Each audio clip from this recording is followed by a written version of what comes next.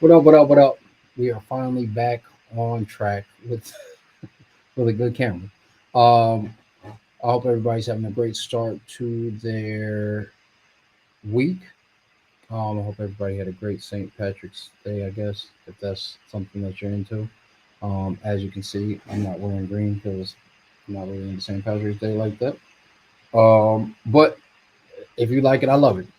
So today I wanted to have a conversation with you basically about some transitions that you're going to start seeing through the channel, my YouTube channel, and essentially my personal brand. The tenets are still going to remain the same, but there are some transformations that I've been really thinking about for how I can best help everybody. So I'm not going to keep you guys waiting because this probably is not going to be a long live if I'm being honest. Um, Instead of me focusing on the philosophical elements of style, I am going to be more centered on an aspect of style. And before I get into which aspect that is and why I'm doing that, I want to talk about why I'm moving away from the philosophical. And it's primarily just because when I talk to a lot of guys, they appreciate the depths that I think about style on, but there's no tactical elements that they can really leverage. So a lot of them are like, man, this is some dope information. I've never thought about style this way. You've taught me to think about style in a unique way, but I don't really know what to do with that. And so over the course of my mentorship, my menteeship, and learning more about YouTube and how to help more people and how to be impactful for more guys, I started to do research. And one of the things that I have been told numerous times, and sometimes I'm a little hard headed, I was told to niche down, to really niche down on something that is easy to talk about, something that I have a lot of knowledge on, and something that I can continue to grow on. And so I kept on thinking through this. I didn't really want to talk about style just in general. I felt like it was very overly saturated. There was other people that could be of benefit to you, but I did still have something unique to say. And so that brought me to the space of business casual style. And that is because recently, over the last probably 5 or 6 years, we've definitely seen industries take a transition into a more business casual work look. And I think before it was easy for guys to just get a suit, shirts, shoes, tie, and now they are really at a loss for what is appropriate, what is going to be tasteful, professional, and allow them to show that they're serious about their professions or their industries while they're developing. What's going on, Taylor Mo? And so the reason why I wanted to focus on business casual, one is because I know that I could help guys there, but two, that there are very tactical elements that guys can benefit from, and that a lot of menswear enthusiasts that they really aren't talking about. So they're talking about the broader spectrum. I wanted to make sure that you have a very focalized thing that you can utilize this channel for. And so going forward, we'll be talking about business casual looks for across industries, how that affects you looking like a leader, how that allows you to be more attractive, not only in the social space, but also in the workplace, and how to navigate those fields, and also what comes along with those things. So, for instance, I've had clients who get more compliments and they are complimented by looking better at work, and they don't necessarily know how to navigate those waters. This young lady is interested in me, but we work together. And there's deeper conversation pause that need to have to happen behind that. Are you guys working in the same department? What does your company say about fraternization? That's the word, dating in the office. And then what do you really see for this relationship? Is it long term? Is it going to be short term? And then what are the cost benefits? Usually, I'm going to tell you, don't shit where you eat, but there are extenuating circumstances. And at the end of the day, we grown, right? So it's always just a cost benefit analysis that we're going to have a conversation around. We're going to have conversations around how to dress professionally, even though you are in a very laid back, relaxed type of working environment. and how that then will play across other different mediums and situations. So the reason why I wanted to have this conversation is because going forward, you probably are not going to see me a lot on Instagram outside, excuse me, of these lives. And that's why you haven't really seen a lot of posts of me doing videos or shorts on Instagram.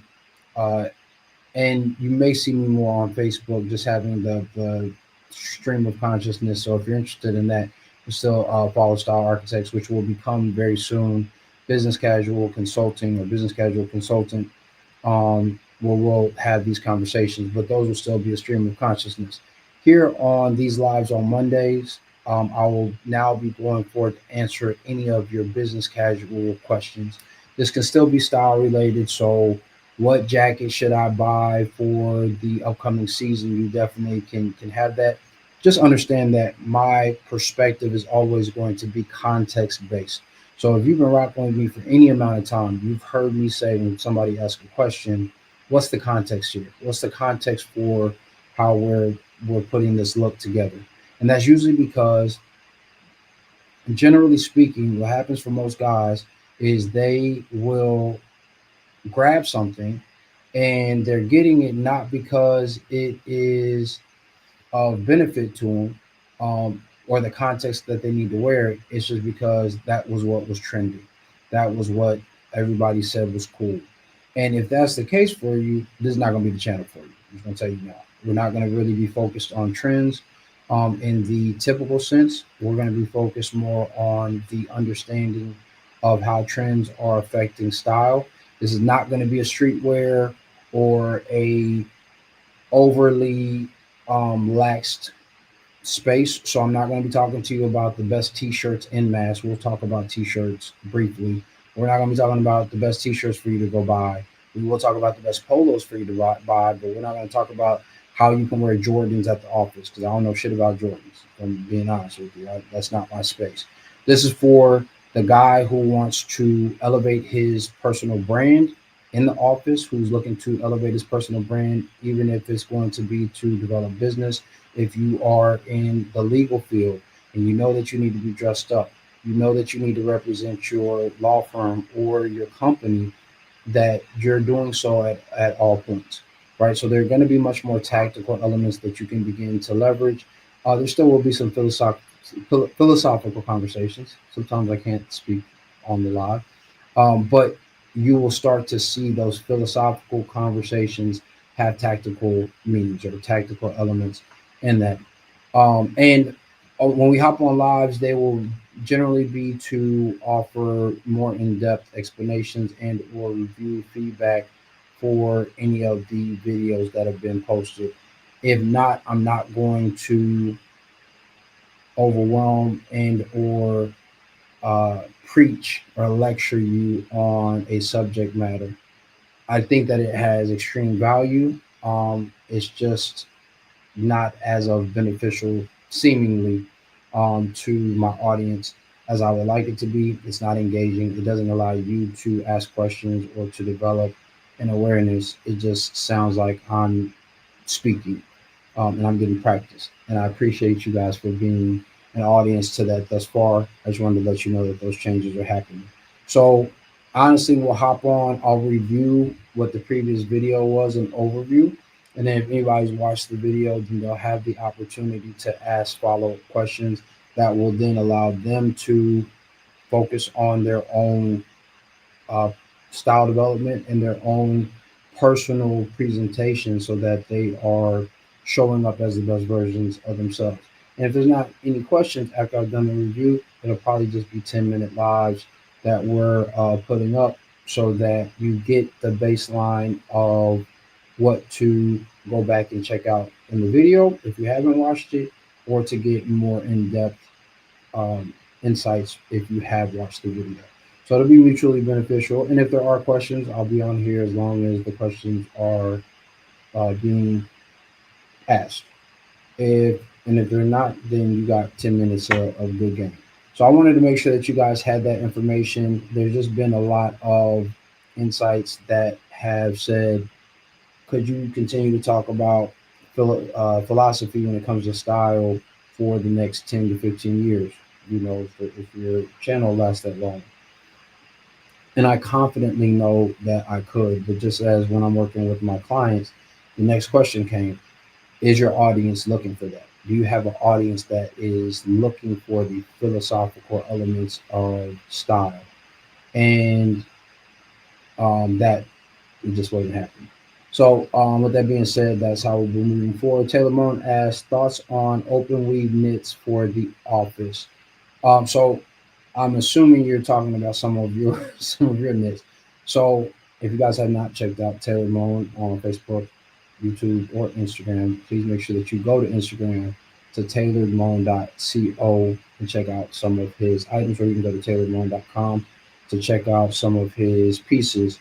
So a open weave sweater is appropriate for anything that is going to be business like casual, and we'll talk about in some upcoming videos the tiers um of how this is going to look when it comes to different businesses. So what formal looks like, what business casual looks like, what leisure look like in the business space, and then what just relaxed elements look like. I would tell most guys that if you're in a space that is very relaxed. Like if you were at like a Google type of situation, open area offices, you see guys in t-shirts, jeans, and sneakers. You're in a tech, a startup that's very young and not conservative.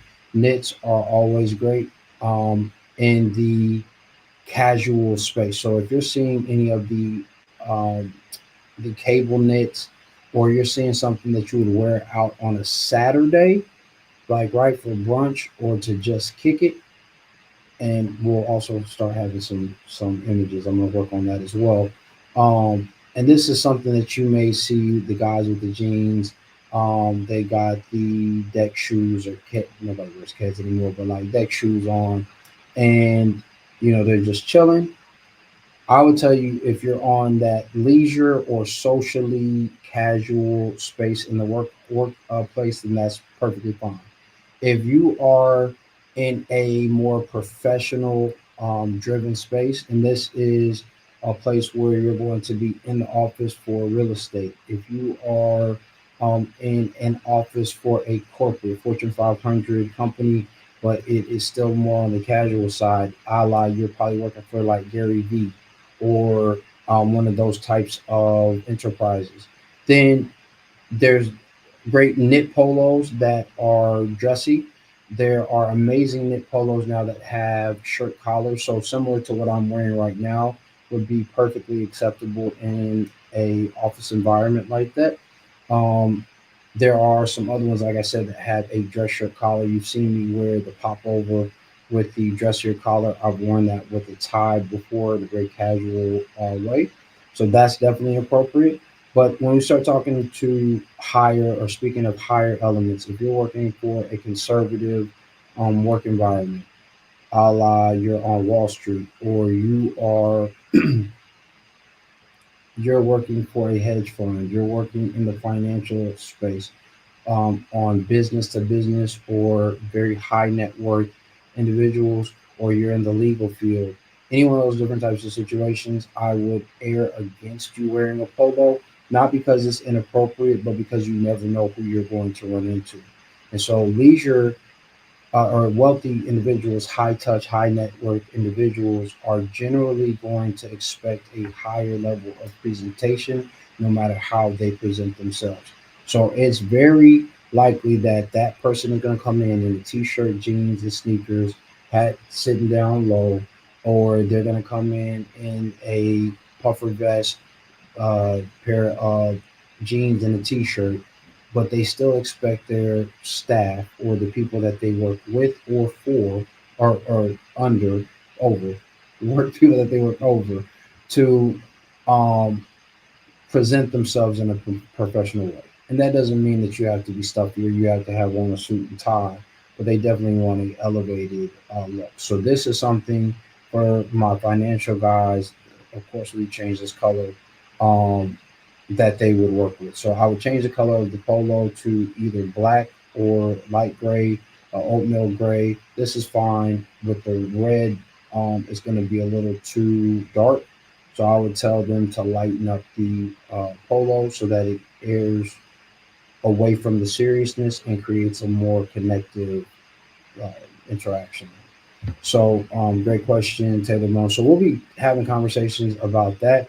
That's actually a great topic, is how to wear knits in the office. So, Taylor Moon, thank you for that. I will be addressing that in a different conversation. So, again, I've been at YouTube off and on for 10 years, really trying to find my place. And I think that this is where, not I think, I'm committed to landing in this space of really having a more casual conversation around the importance of business casual style, because that's where the world is going. And there's so much more nuance. There's so many different elements that we could talk to or lead to examples, whether it's TV shows like Suits, or if you have not seen a show called The Good Fight or The Good Wife, there's some great business casual and business professional looks that you'll see there. Um, in all of these different types of spaces, we can talk about what these presentations look like. We can talk about the importance of the taste level when it comes to how you're presenting yourself on a bigger stage, whether that is literally speaking at a conference or attending a conference, or if you find yourself on the morning news, right? Or you're on a talk show, and why that's such an important element as well. So, while putting in different conversations, more in depth conversations around business casual style, and maybe at some point I'll be making videos just because I can't stop thinking about the philosophical side, and you may see a launch for a channel on that space once I have this up and running. But for now, this will be my focus, and I wanted to make sure that my audience is fully aware of what it is that I'm focused on, so they don't see anything and be like, well, where did that come from out of left field? Because now he's only talking about business casual looks or business professional looks. Like, what happened to all the philosophical stuff? So, that is where it will be. So, great question, Taylor Moon. If nobody else has any questions, then next week we'll be having this conversation. This upcoming week, I'll be having a great video about shapes, so men's shapes, and the importance of how that helps you show up in business, both professionally and socially. So what makes you more attractive professionally, but also what makes you more attractive socially, and how to leverage those things for your benefit. And it is going to have several elements that a lot of guys do not think about that are important, especially when it comes to tailored looks. So I want you to try this on, see how it fits you. We'll still be trying things on to see how they fit you. And outside of that, be great today. If not, or if you forgot, don't forget that you already are. So now all you have to do is show up and show out in style, remembering that dress is nothing more than the expression of a man's state of mind. So you, yes, you should always dress your life in your style, whether for business or for pleasure. I'll see you next time. Peace.